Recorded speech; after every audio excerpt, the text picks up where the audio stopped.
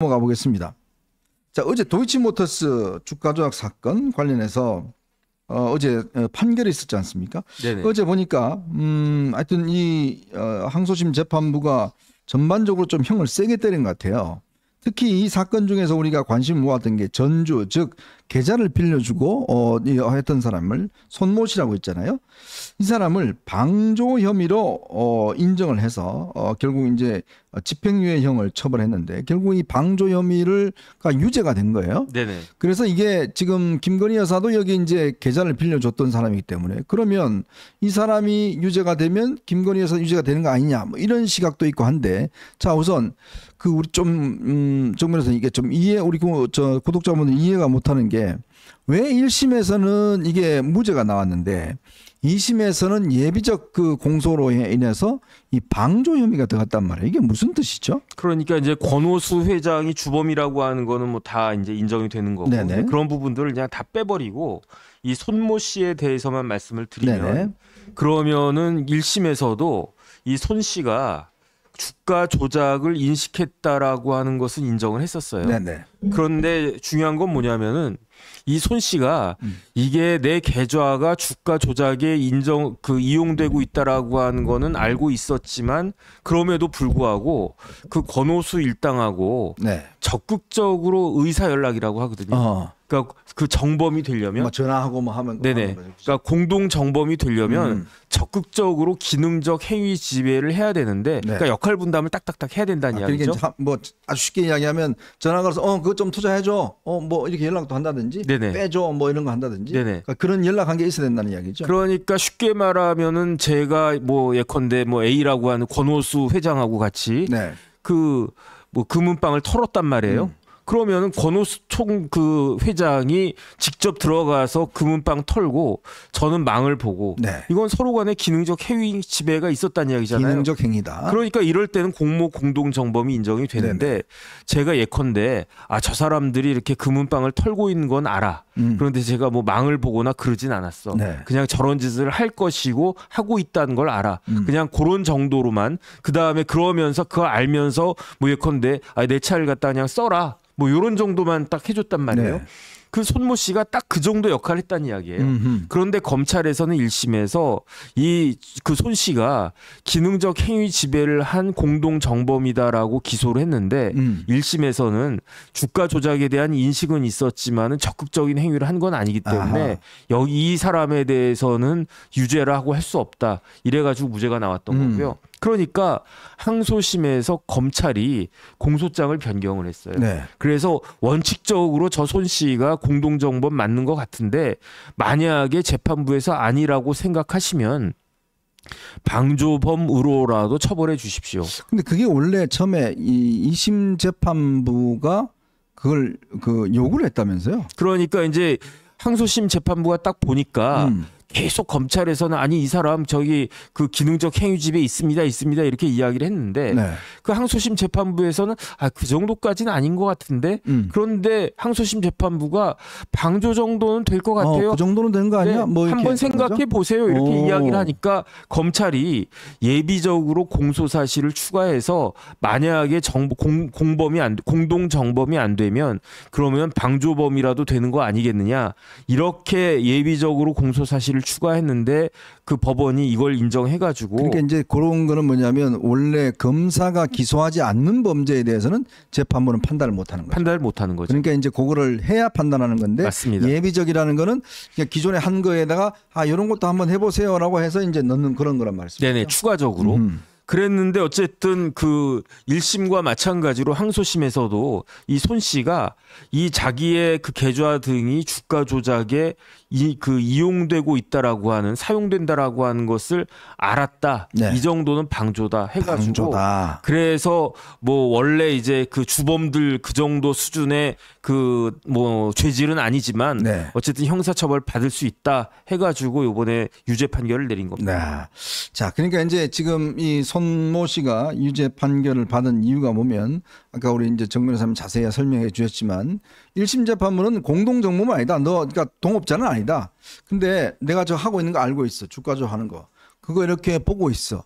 근데 너 왜 그거 봐 신고도 안 하고? 그거 했으면 당신이 그거 그냥 하도록 나쁜 짓 하도록 놔둔 거 아니야? 그러니까 이게 방조 혐의거든요. 그 방조 혐의에 대해서 2심 재판부가 아니 검사님 그 내가 보니까 공동정범은 아닌 것 같고 근데 방조는 한번 해봐야 될 것 같아. 그거 한번 그 검토해 보세요. 라고 하니까 검찰이 어쩔 수 없이 예비적 공소 사실로 방조 혐의를 적용을 했고 그걸 이제 집행유예로서 유죄를 인정했다는 거 아니겠습니까? 네네. 그렇다면 자 문제는 이제 지금 현재 이 김건희 여사에 대해서는 아직 기소 여부를 결정하지 않았습니다. 근데 이제 딱 보면 김건희 여사도 똑같은 케이스 즉 이 계좌를 빌려준 거 아니겠어요? 맞습니다. 계좌를 빌려줬기 때문에 손 씨하고는 비슷한데 근데 또 차이점도 있다면서요. 이게 참 고약하게 됐어요. 네. 이제 김건희 여사가 1심에서 인정이 된 게 2심에서도 마찬가지일 것 같은데 네. 그 김건희 여사의 계좌 중에 일부가 이러한 시세 조종에 동원된 거는 사실이다. 세 개인가요? 네네. 네. 그런데 핵심은 뭐냐면 손 씨는 주가 조작이 이루어지고 있다는 걸 인식하고 있었어요. 알고 그러니까 있었다. 방조범이에요. 네. 그런데 김건희 여사도 만약에 주가 조작을 인식하고 있었다. 그럼 손 씨와 다를 바가 없어요. 다를 바가 없다. 그러면 형사처벌 받을 수 네네. 있는데 그런데 주가 조작이 이루어지고 있는지를 알지 못했다. 아하. 그냥 뭐 원래 이제 그 계좌가 이렇게 동원되도록 한 것도 또 이것도 마찬가지로 이렇게 적절한 건 아니지만 그렇다고 해가지고 내가 적극적으로 그 내 계좌가 이렇게 시세 조종에 동원되는지가 그것까지 내가 알지 못했다. 그러면은 무죄가 나올 겁니다. 그러니까 뭐냐면 그걸 하는 거를 나 몰랐고 그냥 계좌 좀 빌려달라고 그래서 네네. 내가 그 사람한테 책임지고 맡겼다. 네네. 근데 알고 봤더니 그 사람이 나중에 그거를 계좌를 이용했더라. 네네. 라는 거잖아요. 그냥 그러니까 1인 지금 매매를 갖다가 시켰는데 그런데 알고 봤더니 내가 믿고 그냥 증권회사 직원이든 누구든 한테 이 계좌 가지고 뭐 이렇게 좀 알아서 좀 잘 해주세요.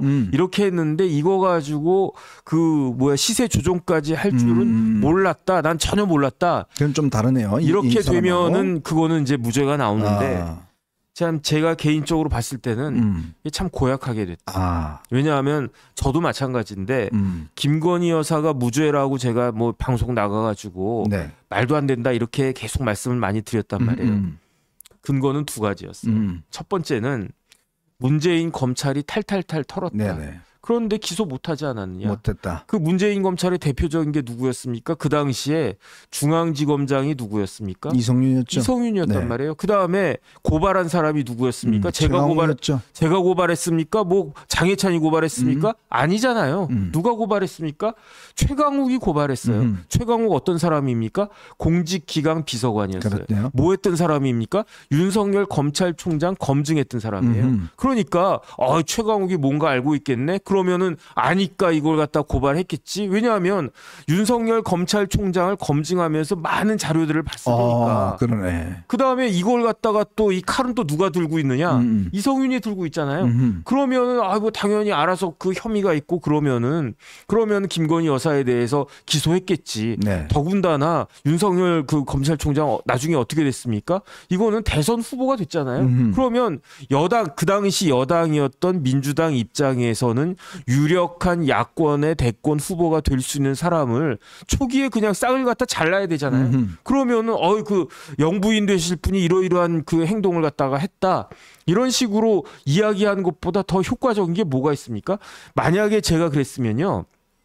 뭐 줄리니 뭐 그런 이야기 많이 있었잖아요. 네네. 그렇게 천박하게 이렇게 공격할 필요가 없는 거예요. 만약에 이게 사실이었다라고 하면 이분은 이렇게 그 주가 조작하신 분입니다. 그러면 우리 국민들한테 얼마나 팍팍팍 바뀌었겠습니까? 아니 주가 조작을 해? 그래가지고 주가 조작하면 누가 피해를 봅니까? 개미들이 피해 보잖아요. 그러니까 이것보다도 더 좋은 공격 포인트가 없는데 그냥 꿀먹은 사람처럼 가만히 있었잖아요. 그러니까 이거는 김건희 여사가 혐의가 없고 무죄라고 하는 것을 누가 알고 있었다? 최강욱이 알고 있었고. 누가 알고 있었다? 이성윤이 알고 있었고. 이성윤과 최강욱은 김건희 여사가 무죄라는 걸 알고 있었다. 왜? 알았으면 이 대선에서 결정적으로 사용했을 것이다. 아니면 그게 이제 하나거든요. 아니면 그 두 사람이 무지무지하게 무능하거나. 그 다음에 또 누가 알았겠습니까? 최강욱 위에 누가 있었습니까? 조시죠. 조국 있었잖아요. 조국 위에 누가 있었습니까? 임종석 있었고. 뭐 비서실장 이렇게 좀 바뀌긴 했지만. 어쨌든 이런 여러 가지 정황을 봤을 때 그 문재인 검찰에서 이거를 그 기소도 못할 정도니까 김건희 여사는 혐의가 없을 것이다라고 확신한다고 제가 이야기를 했고요. 네네. 두 번째는 뭐냐면 이 손 씨 판결이었어요. 아니 손 씨도 무죄였는데 주포가 무죄인데 그러면은 그 뭐 김건희 여사가 주포도 아닌데 주포도 무죄인데 당연히 그러면 김건희 여사도 무죄겠지라고 네. 이야기할 수 있었는데 그런데 이 두 번째 게 허물어진 거죠. 허물어졌다. 두 번째 게 허물어진 거라서 지금 검찰도 그렇고 그다음에 대통령실도 그렇고 이거를 어떻게 해야 되나. 그다음에 제일 심한 건 뭐냐면요. 제일 결정적인 건 뭐냐면 대통령 지지율이에요. 만약에 대통령 지지율이 50% 60% 된다고 그러면 네. 이거 그냥 적극적으로 이렇게 방어하고 이거는 뭐 문재인 검찰에서도 못했고 그 다음에 김건희 여사가 시세 조정에 그 계좌가 그 동원됐다라고 하는 거 알았다는 증거 나는 전혀 몰랐고 아 이러니까 이런 것들에 대해서 어떻게 기소하느냐 이건 말도 안 된다 이런 식이 될 텐데 지금 지지율이 20%잖아요. 네. 여기서 국민들은요. 제가 이렇게 설명을 드리지만 첫 번째 복잡한 거라 잘 이해가 안 되시는 분들이 또 상당히 있을 거고 그렇죠. 더 중요한 건 뭐냐면은 아무리 사람들이 이렇게 막 그 침 튀겨가면서 이야기를 해도 귀를 닫아버리면요. 네. 이해를 안 하려고 해요. 네. 아이 그러면 뭐 손 씨도 유죄인데 뭐 당연히 뭐 여사는 뭐 유죄 아니야? 이런 식으로 생각할 거 아니겠습니까? 네. 그러면은 지지율이 그 20%인데 여기에서 그 도이치모터스 사건이 지지율을 올리는 쪽으로 그 역할을 하겠습니까? 떨어지는 쪽으로 역할을 하겠습니까? 그런데 지금 저 20%에서 0.1%라도 떨어지면 19.9% 되는 네. 거잖아요. 그러니까 지금 뭐 법적인 걸 떠나가지고 굉장히 제가 봤을 때 정치적으로나 그다음에 국민 정서적으로나 이거를 잘 그 용산이 대응을 해야 될 것 같은데 지금 용산 실력이 그 대통령들의 참모가 그 정도 수준이 되나 저는 굉장히 좀 뭐랄까 답답하다 그런 생각이 그렇습니다. 이게 지금 제가 볼 때도 검찰이 지금 좀 곤혹스러울 것 같아요. 우선 검찰이 이 문제를 기소를 하려고 그러면 이것 또한 이제 그러면 이제 영부인을 정말 재판정에 세워야 된다는 굉장히 큰 부담이 있겠죠. 이제 그런 것들이 이제 있을 수 있고 근데 이거를 만약에 이 기소를 하지 않으면 바로 이제 이거는 영부인 봐주기 아니냐 이런 시각이 이제 아마 야당 아마 강력하게 주장할 것이고 아까 정 변호사님도 이야기했지만 많은 국민들은 자세하게 모릅니다. 그러면 예를 들어서 아니 그러면 저 사람도 유죄인데 왜 김건희 여사는 기소도 안 해? 봐주게 하는 거 아니야? 그러니까 검찰 자체가 무너질 수가 있어요. 아마 검찰 내 고민하는 분들은 그런 것 같습니다. 밑에 있는 후배들이나 이렇게 일선 검사들이 지금 걱정하는 거는 자칫하면 지금 야당이 이 검찰청 지금 해체하자고 주장하고 있잖아요. 네네. 아예 청으로 그냥 발기발기 찢어버리자고 이야기를 하고 있는데 이제 거기에 자칫하면 힘이 실릴 수 있다는 거죠. 봐라. 영부인 하나 기소도 못하는 검찰이 뭐가 필요 있냐. 이런 어떤 지금 선동에 먹혀 들어갈 수 있는 가능성이 있다는 거죠. 자, 그렇기 때문에 검찰 입장에 또 애매하고 또 하나는 지금 제가 말씀드렸습니다마는 추석 연휴가 끝나면 바로 이제 이 김건희 특검법이 지금 통과가 될 겁니다. 그럼 대통령이 제2요구를 할 거예요. 제2요구를 하면 저는 여당 내에서도 이번 이런 사건이나 이런 등등을 따져봐서는 이거 한번 정말 이번에 그냥 좀 이게 클리어하고 가자.